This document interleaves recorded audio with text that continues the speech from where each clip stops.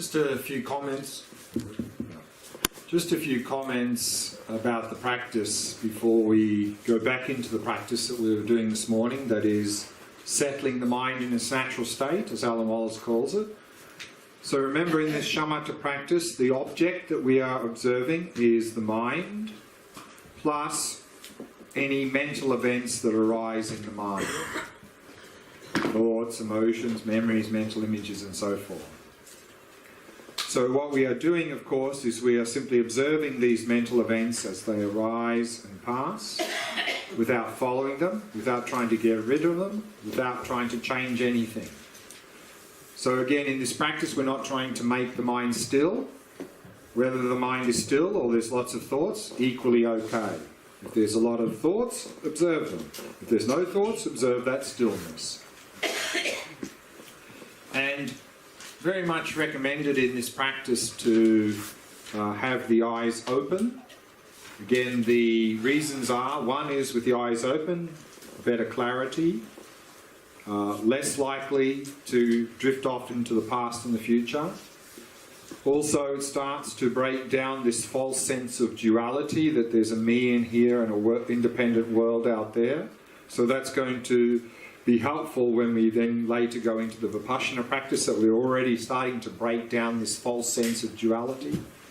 And the other reason to have the eyes open is that if we meditate with eyes open, observing our thoughts, emotions and memories and so on, then of course it's much easier to transition into daily life, because also we want to be able to do this in daily life, and normally in daily life we're having our eyes open. So if we're already used to doing that in meditation, much easier to do that in daily life. The reality, of course, is that many of us, the most common experience when we begin this practice is, as soon as something comes up, off we go. We just constantly swept away, because that's our strong habit. So to help us to overcome that, we mentioned two things we can do. One is labelling or noting, that is to give a name to that mental event. If you give a name to it, it becomes an object. You are free of it. You can step back and then watch it more easily without getting caught up. And the other thing we mentioned earlier this morning as well is that anchoring in the breath. So again, if you're constantly swept away, you can go back to the breath, and again you can do whatever variation of the breath practice you prefer.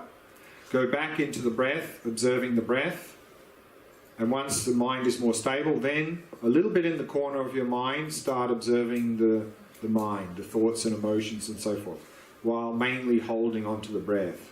So in that way we can anchor in the breath, help avoid getting caught up in our thoughts and emotions. So we can use that as a way to get into the practice. Now, in terms of this practice, often some analogies are used to help us better understand what we're doing in this practice. A very common analogy for this practice is that the mind is like the sky, and the thoughts and so forth are like clouds moving through the sky. So that's very commonly used. Another analogy that's sometimes used is that the mind is like a stage, and that the thoughts and so forth are like actors on the stage. Or similar to that, the mind is the screen, and the thoughts are the movie that's projected onto the screen. So what we can understand then is there are certain aspects to this practice, what we're observing.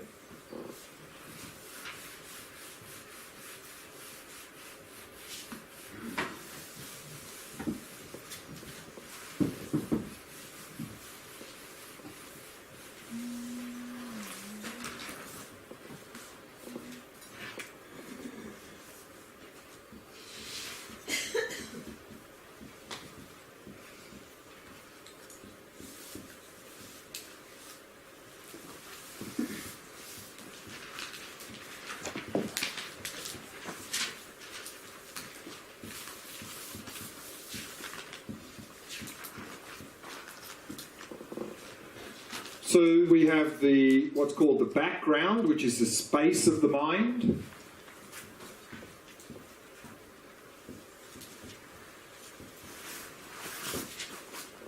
And then we have the foreground, which are all the things appearing in that space. And the foreground here, we can divide into two aspects.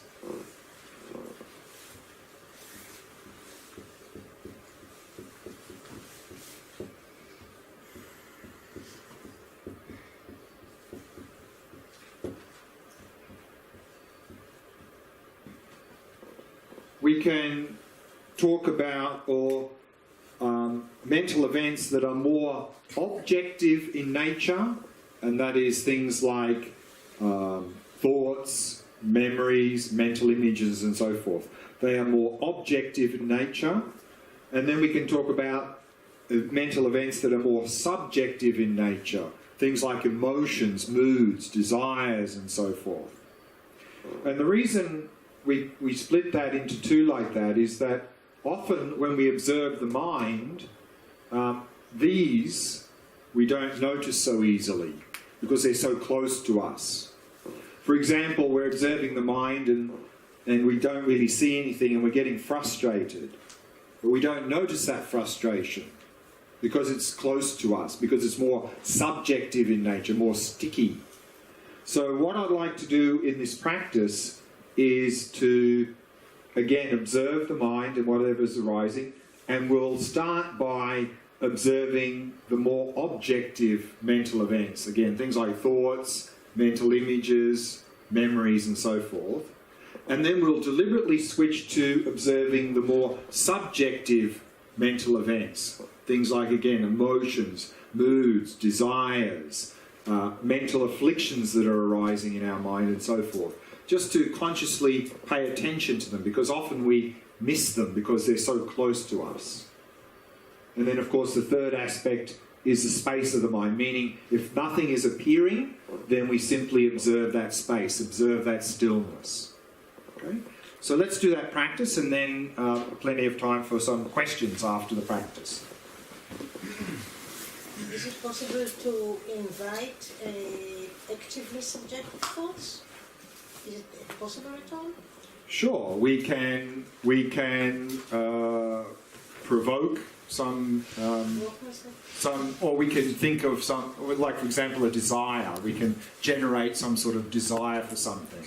So a desire for something, do you or want to do it if nothing comes? Well, I think things will come because if nothing comes, you're probably going to get irritated and frustrated. So there you go, you've got something. Maybe I'm the only one. I didn't understand anything from all this. Okay, nothing. Nothing, honestly. Okay. I don't know what you're talking about. Okay. So one analogy for this practice is the mind is like the sky, and the thoughts are like clouds moving through the sky. Is that okay? Yeah, this you said in the morning, and I'm not there, but I understand what you say. Okay. Right. Okay. So then the sky is the background, and the clouds are the foreground. So that's what we mean by foreground and background. The background is the mind. The foreground is all the things that appear in that space. When you say mind, you mean our inner conversation? No. No? Not our inner conversation? That's what's appearing in your mind. Yeah, of course, I don't know what's behind. I know, I'm aware of my inner conversation. That's what you're talking about? Right. To watch our inner conversation? That's the foreground, correct. And if there's no inner conversation... There is, don't worry. Sorry? There's always inner conversation. I wake up in the morning, I have inner conversation. When I turn off the light, night, so no problem. Very good. Then you've got something to watch. So what I'm saying here is the inner conversation is the foreground. Okay. And that inner conversation can have a number of flavours. Okay. One is that inner conversation can be more about things like there's thoughts, there's images, memories, and so forth. We can observe them. Okay. But part of that inner conversation is frustration, irritation, desires. Okay. They're sort of more subjective. Okay. Sometimes we miss them. We don't notice them. We are sunk into them. That's right. That's why we miss them, because we're sunk into Of them. course. It's easier to notice thoughts, images and memories. Not so easy to notice when we're sunk into frustration. We are kidnapped. Correct. So what we're going to do here is that we are going to first look at the story first, and then look at how we are, what is our state of mind when we're looking at that story. In every scene, Yeah, so usually there's a scene, that's the objective, and then we react to that scene with either craving, Yes, frustration. okay. So what I want to do is first look at the story, okay, then consciously look at what are we doing with the story? How are we reacting to the story? to make an alienation. No, to notice that, because often we miss that. It's easier to see the story, not so easy to see the reaction to the Of story. course, of course. And it's our reaction to the story that Which creates a is lot of interesting. problems. Yes, of course. So what we're going to do is consciously look at our reaction to the story. But this time, Okay, let's do the practice.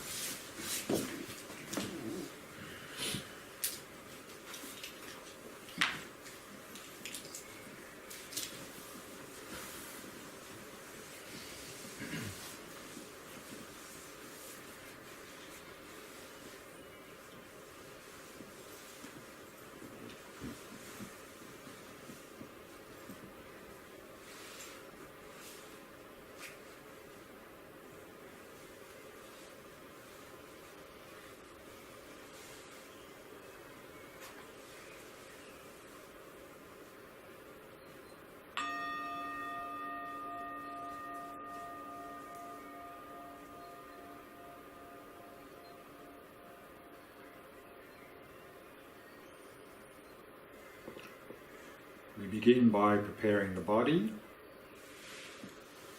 so keeping the back nice and straight, allowing the entire body to become completely relaxed.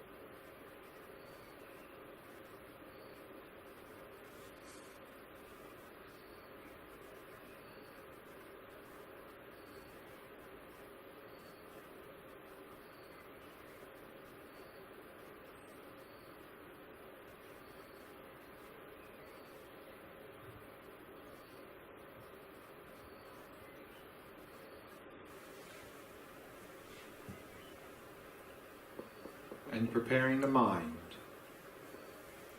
setting it into a state of ease and relaxation. Simply allowing it to come to rest in the present moment. Simply noticing the rhythm of your breath.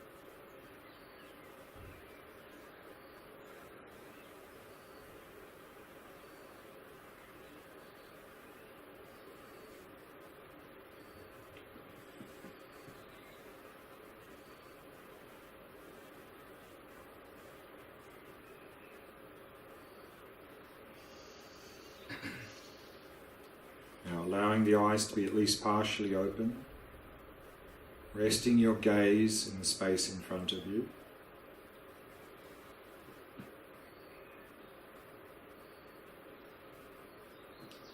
Now bring your attention to your own mind and observe your own mind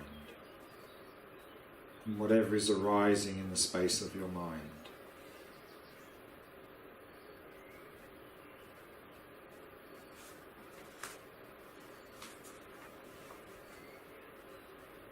Watching the movie of the mind without getting caught up in it, without trying to change it, without trying to get rid of the movie.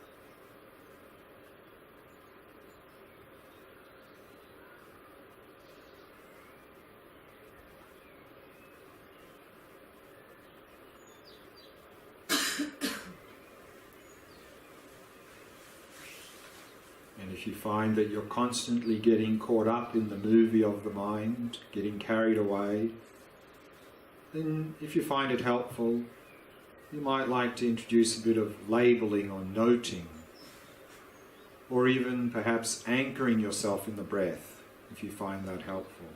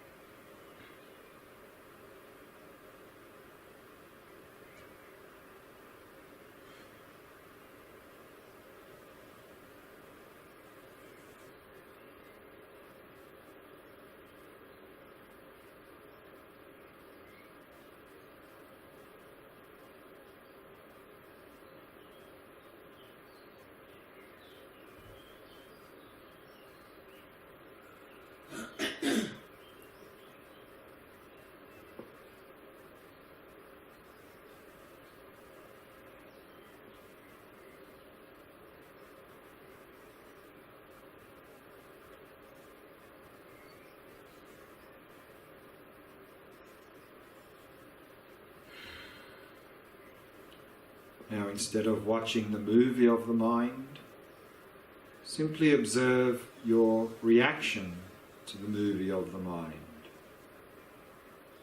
Noticing if there are any particular emotions arising in your mind,